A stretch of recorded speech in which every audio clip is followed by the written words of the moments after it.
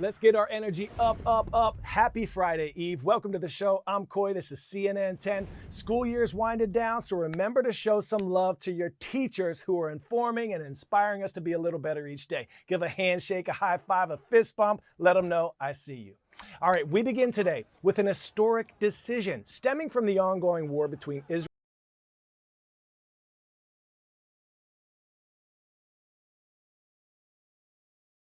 Stemming.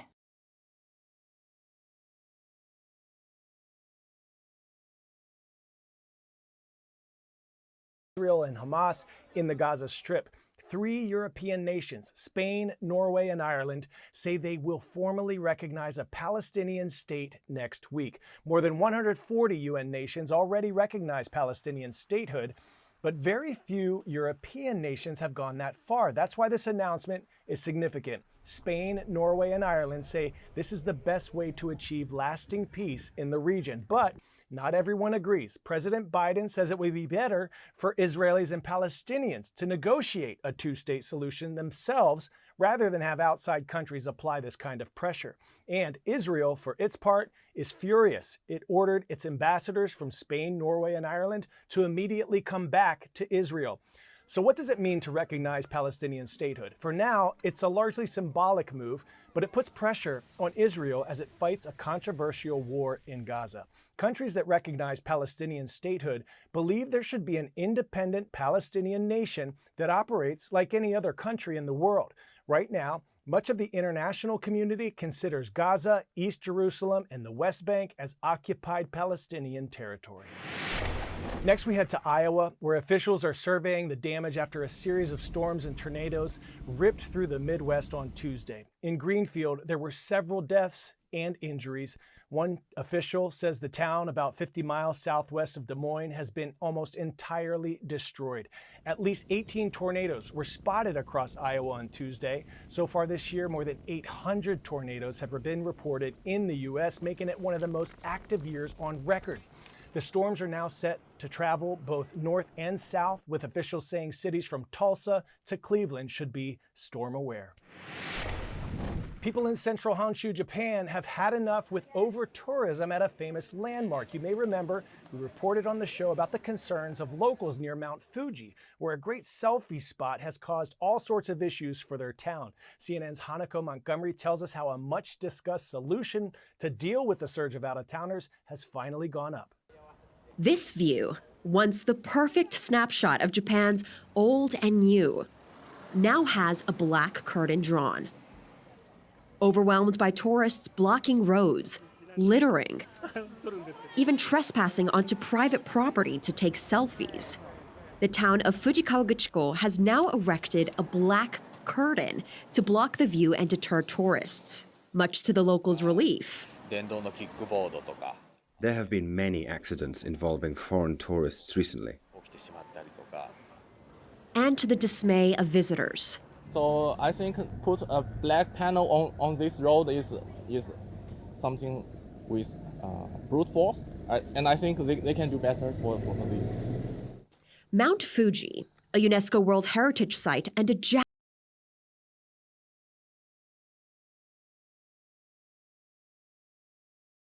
Japanese icon, attracts millions of visitors annually.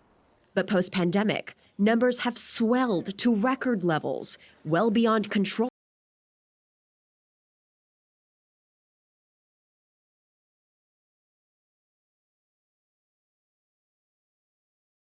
Local authorities say, causing human traffic jams and garbage to litter the sacred peak.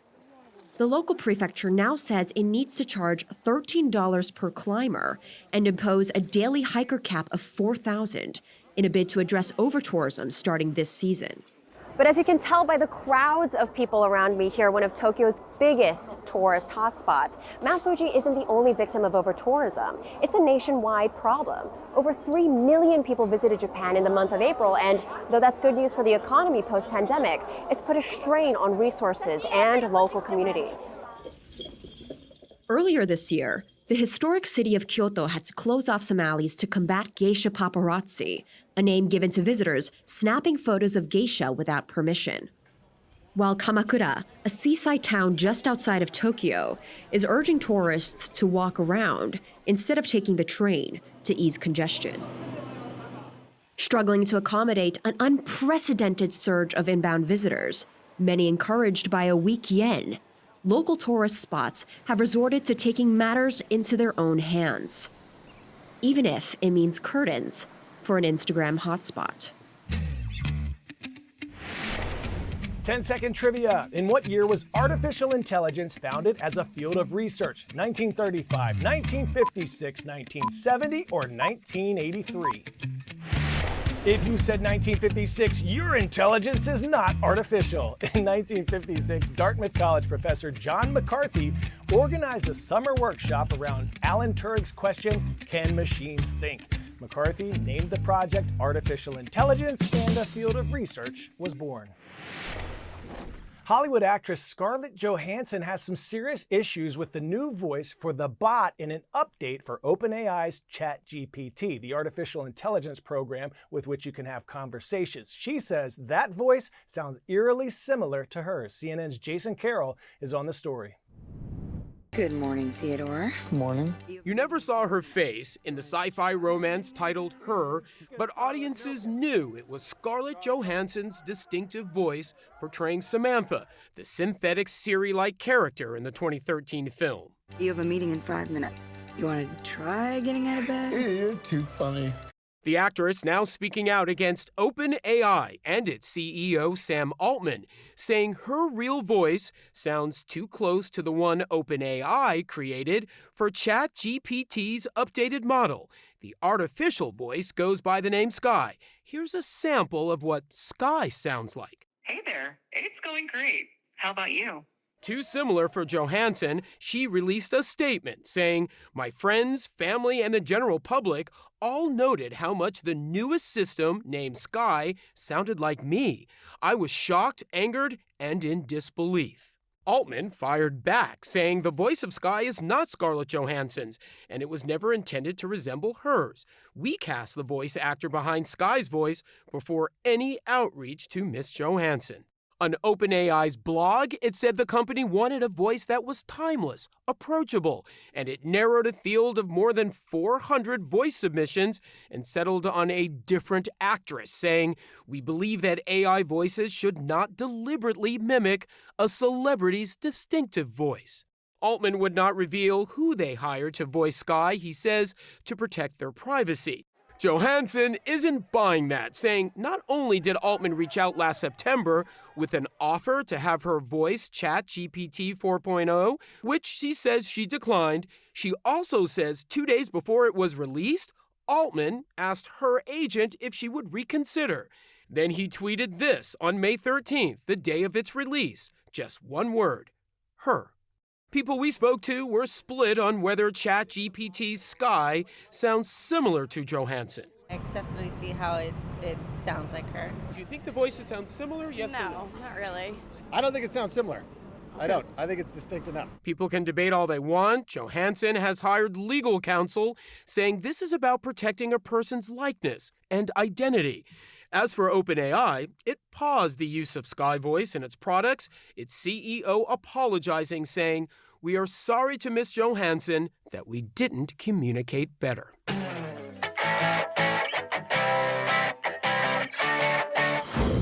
Today's story getting a 10 out of 10. Cowabunga or dogabunga?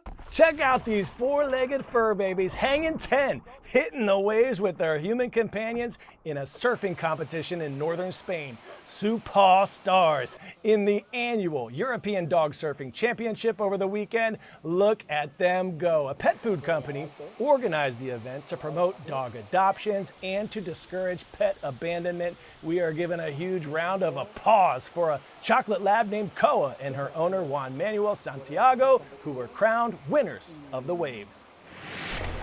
All right, now I told you there are some things planned for the summer, for after this final week of the show. One thing is, we want to know what you would ask the presidential candidates running in this 2024 election. Something about their policies, maybe their thoughts on the current state of the U.S. or of your state. We want to hear from you. We may get an opportunity to use your question in the near future, so let us know and stay tuned. All right, favorite part of the day.